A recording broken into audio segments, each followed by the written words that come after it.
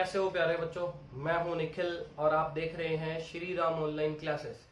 तो प्यारे बच्चों, जो हमारा पिछला एपिसोड था उसमें हम जो नॉन आइडियल सॉल्यूशन हैं उनके एग्जांपल्स और उनके ग्राफ्स के बारे में अच्छे से बात कर चुके हैं। चलिए, आज का जो हमारा टॉपिक है वो होने वाला है कोलिगेटिव प्रॉपर्टीज। तो देखिए, तो आज का जो हम टॉपिक स्टार्ट करने जा रहे हैं वो है कोलिगेटिव प्रॉपर्टीज। तो देखिएगा प्यारे बच्चों, क्या होती हैं कोलिगेटिव प्रॉपर्टीज। हम पढ़ चुके हैं कि हमारे पास एक ये कंटेनर है। इस कंटेनर में हमने माना एक सोलवेंट है, वोलेटाइल सोलवेंट है, और इस सोलवेंट में जब हम एक नॉन वोलेटाइल सोल्यूट ऐड कर देते हैं तो हमारे पास जो सॉल्यूशन बन के आता है, ये जो हमारे पास जो सॉल्यूशन बन के आता है, उस सॉल्यूशन की जो प्रॉपर्टीज है वो इस नॉन वोलेटाइल सोल्यूट के कारण है, वो कुछ वेरी करती हैं, कुछ डिफरेंट करती हैं, कुछ उन प्रॉपर्टीज में डिफरेंस आ जाता है। जैसे पिछले एपिसोड में मैंने आपको पढ़ाया था लोवरिंग इन वेपर प्रेशर या relative lowering in vapour pressure. तो आप देखेंगे, मुझे इस बात को ध्यान में रख के ही आज का जो एपिसोड है उसको समझना है कि हम किसी सोलवेंट में नॉन वोलेटाइल सोल्यूट मिलाएंगे और उस नॉन वोलेटाइल सोल्यूट के कारण जो सॉल्यूशन है उसकी सॉल्यूशन की जो प्रॉपर्टीज हैं उस प्रॉपर्टीज में क्या वेरिएशन आने वाला है। तो प्यारे बच्चों, आप इस बात को ध्यान में रख के चलेंगे और इसी बात को ध्यान में रख के आज हम पढ़ने जा रहे हैं कोलिगेटिव प्रॉपर्टी। तो देखिएगा प्यारे बच्चों, सबसे पहले हम समझते हैं कि कोलिगेटिव प्रॉपर्टीज होती क्या है, मतलब क्या होता है कोलिगेटिव प्रॉपर्टीज का। देखिएगा, कोलिगेटिव प्रॉपर्टीज क्या होती हैं? ऐसी प्रॉपर्टीज जो किसी भी सॉल्यूशन की ऐसी प्रॉपर्टीज जो नंबर ऑफ सोल्यूट पार्टिकल पे डिपेंड करती हो, या मैं कह सकता हूं अमाउंट ऑफ सोल्यूट पे डिपेंड करती हो, उस सॉल्यूशन की ऐसी प्रॉपर्टी को हम कोलिगेटिव प्रॉपर्टी कहते हैं। देखिएगा, the properties of A solution which depends upon number of particle of solute, ऐसी प्रॉपर्टीज को क्या कहते हैं? हम कोलिगेटिव प्रॉपर्टीज कहते हैं। अभी मैं बताऊंगा, आगे हम चलते हैं। जैसे हम पिछले एपिसोड में relative lowering in vapour pressure पढ़ चुके हैं, है ना। आपने देखा होगा relative lowering in vapour pressure का फॉर्मूला था delta P upon P not a बराबर जीटा बी। और आप देख रहे थे कि लोवरिंग इन वेपर प्रेशर है वो मोल फ्रैक्शन ऑफ सोल्यूट पर डिपेंड कर रही थी। जो हमने नॉन वोलेटाइल सोल्यूट डाला है उसकी मोल फ्रैक्शन के बराबर है। जितना हम नॉन वोलेटाइल सोल्यूट ज्यादा डालेंगे उतनी relative lowering in vapour pressure ज्यादा हो रही थी। पिछले एपिसोड्स में हम देख चुके हैं। तो यहां लोवरिंग इन वेपर प्रेशर किस पे डिपेंड कर रहा था? Number of moles of non volatile solute. तो वही बात हम कह रहे हैं कि ऐसी तो relative lowering in vapour pressure कैसी प्रॉपर्टी हुई? कोलिगेटिव प्रॉपर्टी हुई। तो ऐसी प्रॉपर्टीज जो डिपेंड करती हैं number of particle of solute पे, या आप कह सकते हो अमाउंट ऑफ सोल्यूट पे, उस प्रॉपर्टी को हम क्या कहते हैं? कोलिगेटिव प्रॉपर्टी कहते हैं। फिर आप ये बात ध्यान रखेंगे कि जो कोलिगेटिव प्रॉपर्टी होती है वो do not depend upon nature of solute. तो सोल्यूट कैसा है इस बात पे कोलिगेटिव प्रॉपर्टी का कोई लेना देना नहीं है। अगर आप 1 मोल चीनी ले लें और चाहे आप 1 मोल नमक ले लें, दोनों को मिलाएंगे तो किसी सॉल्यूशन की कोलिगेटिव प्रॉपर्टी सेम आने वाली है। चीनी मिलाई है या नमक मिलाया है इस बात से कोई लेना देना नहीं है। 1 मोल मिलाया है मतलब दोनों की क्वांटिटी है, दोनों की कंसंट्रेशन है वो सेम है, मतलब कोलिगेटिव प्रॉपर्टीज भी क्या होने वाली है, सेम होने वाली है। फिर दूसरी बात आप ये भी ध्यान रखेंगे, colligative properties also do not depend upon size of particle, कि पार्टिकल है उनका साइज बड़ा छोटा है इससे भी मुझे कोई लेना देना नहीं है। सिर्फ एक ही बात से लेना देना है और वो लेना देना क्या है, नंबर ऑफ पार्टिकल्स, कितने नंबर ऑफ पार्टिकल हैं। नंबर ऑफ पार्टिकल ज्यादा तो कोलिगेटिव प्रॉपर्टी है उसमें वेरिएशन ज्यादा, नंबर ऑफ पार्टिकल कम तो जो कोलिगेटिव प्रॉपर्टी है उसमें वेरिएशन भी क्या मिलेगा, आपको देखने को कम मिलेगा। तो प्यारे बच्चों कोलिगेटिव प्रॉपर्टीज क्या होती हैं, सिंपल सी बात है, ऐसी प्रॉपर्टीज किसी भी सॉल्यूशन की, ऐसी प्रॉपर्टीज जो number of particle of solute पर डिपेंड करती हैं, उन प्रॉपर्टीज को हम कोलिगेटिव प्रॉपर्टीज कहते हैं। तो चलिएगा, हमारे सिलेबस में 4 कोलिगेटिव प्रॉपर्टीज हैं, मैं एक एक करके आपको बता रहा हूं। पहली जो कोलिगेटिव प्रॉपर्टी है वो हम पढ़ चुके हैं, वो है relative lowering in vapour pressure. ये मैं आपको कोलिगेटिव प्रॉपर्टी पढ़ा चुका हूं लास्ट एपिसोड में। दूसरी जो है कोलिगेटिव प्रॉपर्टी वो है एलिवेशन इन बॉइलिंग पॉइंट। आज का जो हमारा लेक्चर रहेगा वो एलिवेशन इन बॉइलिंग पॉइंट पे रहेगा। तीसरी जो कोलिगेटिव प्रॉपर्टी है वो है डिप्रेशन इन फ्रीजिंग पॉइंट। और चौथी जो कोलिगेटिव प्रॉपर्टी है वो है osmotic pressure. Relative lowering in vapour pressure आप पढ़ चुके हैं। एलिवेशन का मतलब होता है बढ़ना, बॉइलिंग पॉइंट आप जानते हैं, फिर भी हम बात करेंगे। डिप्रेशन का मतलब है कमी, फ्रीजिंग पॉइंट आप जानते हैं, बेसिक मतलब बिहेवियर मतलब। ऑस्मोटिक प्रेशर बायो वाले बच्चे जानते हैं, मैथ्स वाले बच्चे नहीं जानते हैं, तो मैं ऑस्मोटिक प्रेशर पे भी बात करने वाला हूं। तो एक एक करके हम इन सब पे बात करते हैं। Relative lowering in vapour pressure मैं दोबारा नहीं पढ़ाऊंगा, मैं आपको ये लास्ट एपिसोड्स थे उनमें मैं बता चुका हूं। तो आज का जो हमारा टॉपिक रहने वाला है वो रहने वाला है एलिवेशन इन बॉइलिंग पॉइंट। तो चलिए रुख करते हैं हम एलिवेशन इन बॉइलिंग पॉइंट की तरफ। देखिएगा प्यारे बच्चों, बॉइलिंग पॉइंट क्या होता है सबसे पहले ये समझना जरूरी है। जब हम एलिवेशन इन बॉइलिंग पॉइंट पढ़ते हैं तो सबसे पहली बात ये पढ़ना जरूरी है कि बॉइलिंग पॉइंट क्या होता है।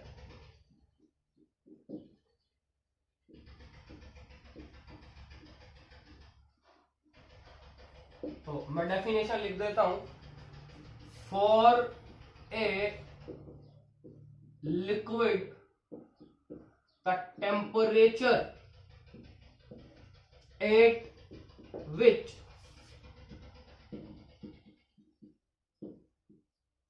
vapor pressure of that liquid is equal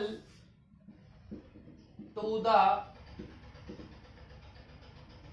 atmospheric pressure।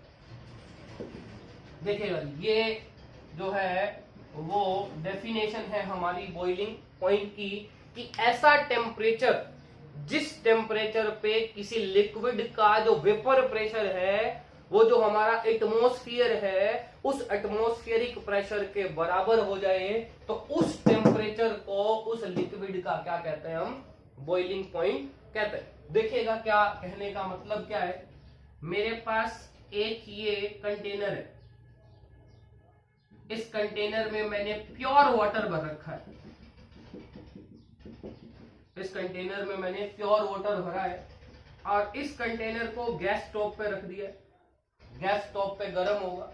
मान लेते हैं टेम्परेचर है 25 डिग्री सेंटीग्रेड, तो पानी से वेपर्स बनेंगी और यही वेपर्स इक्विलिब्रियम में वापस आकर इस लिक्विड की सरफेस पे क्या लगाने वाली है, प्रेशर लगाने वाली है। उसी प्रेशर को हम वेपर प्रेशर कहते हैं। तो जैसे जैसे मैं टेम्परेचर बढ़ाऊं, मान लेते हैं 25 से टेम्परेचर हुआ 75 डिग्री सेंटीग्रेड, तो वेपर है और ज्यादा बनेंगी, तो अंदर जो वेपर प्रेशर है वो ज्यादा हो जाएगा। और मान लेते हैं कि मैंने टेम्परेचर कर दिया 100 डिग्री सेंटीग्रेड, तो इस 100 डिग्री सेंटीग्रेड पे इस पानी के जो सरफेस के ऊपर जो वेपर प्रेशर लग रहा है वो बराबर हो जाता है हमारे एटमॉस्फेरिक प्रेशर के। और हमारा एटमॉस्फेरिक प्रेशर कितना मानते हैं, 1 atm। हमारा एटमॉस्फेरिक प्रेशर कितना है, 1 atm है। तो इस 100 डिग्री सेंटीग्रेड पे इस प्योर पानी का जो वेपर प्रेशर है वो कितना हो गया है, 1 atm हो गया है, जो कि किसके बराबर है, एटमॉस्फेरिक प्रेशर के बराबर है। मतलब 100 डिग्री सेंटीग्रेड है वो पानी का क्या है, बॉइलिंग पॉइंट है। तो आप डेफिनेशन आसानी से देख सकते हैं, the temperature for a liquid, the temperature at which the vapour pressure of that liquid is equal to the atmospheric pressure. उस टेम्परेचर को क्या कहते हैं हम, बॉइलिंग पॉइंट कहते हैं। तो पानी का बॉइलिंग पॉइंट कितना है, 100 डिग्री सेंटीग्रेड पानी का क्या है, बॉइलिंग पॉइंट है। तो प्यारे बच्चों, आपको बॉइलिंग पॉइंट समझ में आ गया होगा कि बॉइलिंग पॉइंट क्या होता है। कुछ नहीं होता है, आप जिस लिक्विड को गर्म कर रहे हैं, जिस लिक्विड को बॉइल कर रहे हैं, जिस टेम्परेचर पे उस लिक्विड का वेपर प्रेशर है, वो वेपर प्रेशर अगर एटमॉस्फेरिक वेपर प्रेशर के बराबर हो जाता है तो उस टेम्परेचर को ही क्या कहते हैं हम, जो है बॉइलिंग पॉइंट कहते हैं। चलिए अब हम बात करते हैं एलिवेशन इन बॉइलिंग पॉइंट क्या है। अब हम आगे की तरफ बढ़ते हैं और देखते हैं कि जो एलिवेशन इन बॉइलिंग पॉइंट है वो क्या है। देखिएगा क्या है elevation in boiling point. Elevation in, मैं शॉर्ट फॉर्म में लिख रहा हूं, बीपी। बीपी मतलब बॉइलिंग पॉइंट। देखिएगा मेरे पास एक ये कंटेनर था, बंद कंटेनर है, और इस बंद कंटेनर में हम कोई सॉल्वेंट मान रहे हैं। ये मेरे पास कोई प्योर सॉल्वेंट है। इस प्योर सॉल्वेंट में मैं ऐड कर दे रहा हूं नॉन वोलेटाइल सॉल्यूशन। ठीक है जी, प्योर सॉल्वेंट है, उससे अच्छी खासी वेपर्स बनेंगी। जैसे मान लेते हैं अगर ये पानी है तो पानी की बढ़िया वेपर बन रही है और पानी का जो बॉइलिंग पॉइंट होगा वो कितना होगा, 100 डिग्री सेंटीग्रेड होगा। लेकिन जैसे ही हम इस पानी में नॉन वोलेटाइल सॉल्यूट ऐड कर देंगे, हमारे पास सॉल्यूशन बन जाएगा। ये मेरे पास बन गया है क्या, सॉल्यूशन। और इस सॉल्यूशन की सरफेस पे कुछ जो पार्टिकल हैं वो किसके आ गए हैं, नॉन वोलेटाइल सॉल्यूट के आ गए। आपको पता है वेपर प्रेशर है ये, वो इवेपोराइजेशन से बनता है। इवेपोराइजेशन एक सरफेस फिनोमिना है। अब सरफेस पे कुछ पार्टिकल नॉन वोलेटाइल सॉल्यूट के आ गए हैं तो जो वेपर है वो बनना कम हो जाएगी। जब प्योर सॉल्वेंट था तो वेपर ज्यादा बन रही थी और ये जल्दी ही एटमॉस्फेरिक प्रेशर के बराबर हो रहा था। और वो कंडीशन कब थी? 100 डिग्री सेंटीग्रेड पे। लेकिन अब हमारे पास जब हमने इसमें नॉन वोलेटाइल सोल्यूट ऐड कर दिया है तब वेपर बनना कम हो गई है और इस वेपर प्रेशर को मुझे एटमॉस्फेरिक प्रेशर 1 atm के बराबर करना है। वेपर्स कम बन रही हैं और मुझे अगर इसका बॉइलिंग पॉइंट जानना है तो मुझे इस वेपर प्रेशर को 1 atm के बराबर करना होगा।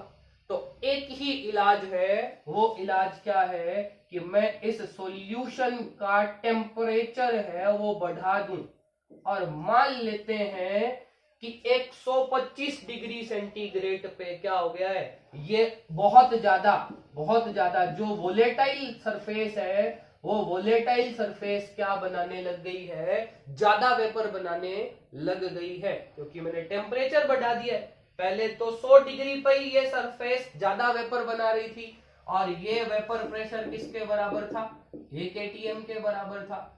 लेकिन सरफेस पे कुछ नॉन वोलेटाइल पार्टिकल आ गए तो सरफेस से बनने वाली वेपर कम हो गई। अब उस कमी को पूरा कैसे कर सकते हैं? तो एक ही इलाज है, हम क्या कर देते हैं, थोड़ा सा टेम्परेचर इंक्रीज कर देते हैं ताकि जो सरफेस है वो ज्यादा वेपर्स बनाना स्टार्ट कर दे।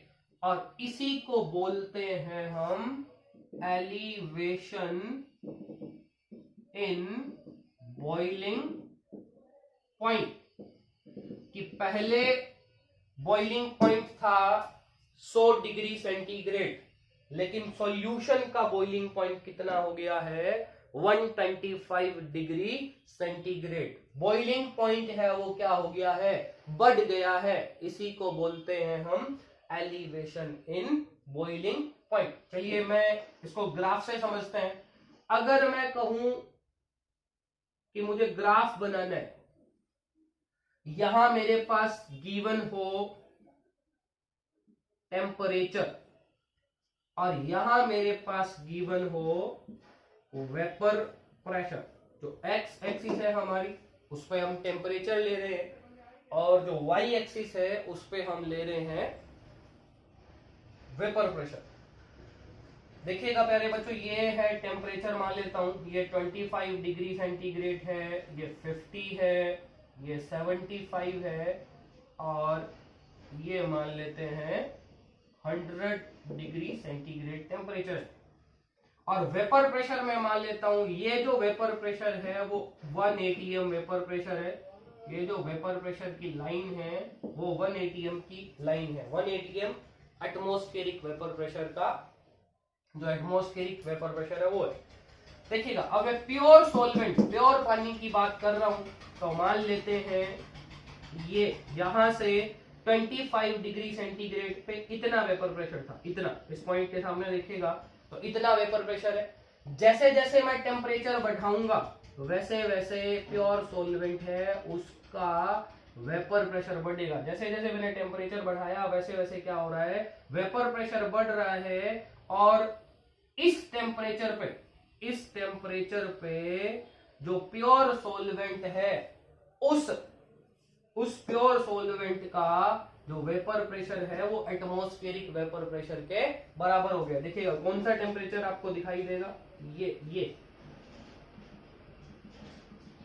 ये वाला टेम्परेचर। चलिए इसको 75 नहीं मानते हैं, हम इसी को 100 मान लेते हैं क्योंकि ग्राफ उधर लंबा नहीं बना। हम इसी को क्या मान लेते हैं, 100 डिग्री सेंटीग्रेड। तो प्योर पानी है और हम जानते हैं प्योर पानी का बॉइलिंग पॉइंट कितना होता है, 100 डिग्री सेंटीग्रेड होता है। मान लेते हैं कि 100 डिग्री सेंटीग्रेड पे जो ये प्योर सॉल्वेंट था, ये क्या था, प्योर सॉल्वेंट, ये प्योर सॉल्वेंट का ग्राफ है और प्योर सॉल्वेंट का 100 डिग्री सेंटीग्रेड पे वेपर प्रेशर बराबर हो गया है किसके, 1 atm के। तो ये जो टेम्परेचर है, ये जो टेम्परेचर है, इस टेम्परेचर को हम कहते हैं, ये 100 डिग्री है, मैं एक बार इरेज कर रहा हूं आप समझ लीजिएगा, मैं नीचे लिख देता हूं, ये 50 है और ये 100 है। इस टेम्परेचर को हम रिप्रेजेंट करते हैं टी नॉट बी से। B for boiling point, T temperature है, और नॉट मतलब प्योर सोलवेंट। तो T naught B boiling point of pure solvent. चलिएगा, अब मैं बात करता हूं कि सेम यही ग्राफ अगर मैं सॉल्यूशन के लिए बनाऊं, तो सॉल्यूशन में आप देख रहे हैं क्या मिला हुआ है, नॉन वोलेटाइल सोल्यूट मिला हुआ है। तो नॉन वोलेटाइल सोल्यूट के कारण अगर मैं कहूं कि 25 डिग्री सेंटीग्रेड पे सोलवेंट का वेपर प्रेशर ये था, तो इसी टेम्परेचर पे सॉल्यूशन का वेपर प्रेशर है वो कम होगा। रीजन कम क्यों होगा? क्योंकि उसमें हमने क्या मिला दिया है, नॉन वोलेटाइल सोल्यूट मिला दिया, मतलब वेपर प्रेशर है वो प्योर सोलवेंट का ज्यादा होने वाला है और सॉल्यूशन का क्या होने वाला है, कम होने वाला है। और जैसे ही हम इस सॉल्यूशन का भी टेम्परेचर बढ़ाएंगे तो इसका भी वेपर प्रेशर है वो लगातार क्या होता जाएगा, बढ़ता चला जाएगा।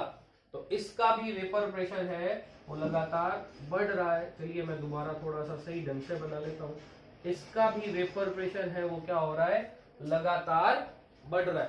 तो ये लगातार वेपर प्रेशर है वो सॉल्यूशन का बढ़ रहा है। तो ये ग्राफ किसके लिए है, ये ग्राफ है सॉल्यूशन के लिए। और यहाँ पे इस टेम्परेचर पे इसका वेपर प्रेशर ये रहा, ये टेम्परेचर है, इस टेम्परेचर पे इस सॉल्यूशन का vapour pressure atmospheric vapour pressure के क्या हो गया है, बराबर हो गया है। और ये टेम्परेचर कितना है, 125 डिग्री सेंटीग्रेड। ये नीचे लिख दे रहा हूं मैं, 125 डिग्री सेंटीग्रेड। और इसको हम रिप्रेजेंट करते हैं किससे, टीबी से। टीबी क्या है, boiling point of solution. Solution का ग्राफ था और इस टेम्परेचर पे ये 1 atm प्रेशर के बराबर हो रहा है, इसीलिए हम टीबी को क्या बोलते हैं, बॉइलिंग पॉइंट ऑफ सॉल्यूशन। मैं यहां लिख दे रहा हूं, टी नॉट बी क्या है, boiling point of pure solvent, और टीबी क्या है, बॉइलिंग पॉइंट ऑफ सॉल्यूशन। अब देखिएगा इन दोनों का जो ये डिफरेंस है, इसी डिफरेंस को कहते हैं डेल्टा टीबी। इन दोनों के डिफरेंस को क्या कहते हैं, डेल्टा टीबी। और डेल्टा टीबी ही क्या है, एलिवेशन इन बॉइलिंग पॉइंट। आप बता सकते हैं आसानी से कितना एलिवेशन हो गया है, 125 में से 100 जब घटाएंगे तो कितना एलिवेशन हो गया है, 25 डिग्री सेंटीग्रेड का क्या हो गया है, एलिवेशन हो गया है। डेल्टा टीबी है, डेल्टा टीबी है वो क्या हो जाने वाला है, TB minus T naught B. ये आ जाएगा, इन दोनों का डिफरेंस हमें बताएगा कितना एलिवेशन हुआ है। जैसे यहां देखेंगे 125 में से आप 100 घटा दीजिए, टीबी था 125 और टी नॉट भी था 100, तो हमें देखने को मिलेगा कि एलिवेशन कितने डिग्री सेंटीग्रेड का हुआ है, 25 डिग्री सेंटीग्रेड का एलिवेशन है वो हो गया है। तो मेरे बच्चों ये था हमारे पास graph elevation in boiling point का, और बॉइलिंग पॉइंट में एलिवेशन का मतलब क्या था। चलिए आगे की तरफ बढ़ते हैं। देखिएगा आगे हम इसका डेरिवेशन देख लेते हैं थोड़ा सा, जो कि न्यूमेरिक में हेल्प करता है। तो प्यारे बच्चों हम देखेंगे कि जो हमारे पास एलिवेशन इन बॉइलिंग पॉइंट है, एलिवेशन इन बॉइलिंग पॉइंट कहां से आया, हमने जब नॉन वोलेटाइल सोल्यूट ऐड कर दिया सॉल्वेंट में, तब जो सॉल्यूशन बना तब उसका जो है बॉइलिंग पॉइंट बढ़ गया। तो सीधा हम ये कह सकते हैं कि जो एलिवेशन इन बॉइलिंग पॉइंट है उसका लेना देना किससे है, कंसंट्रेशन ऑफ सोल्यूट से।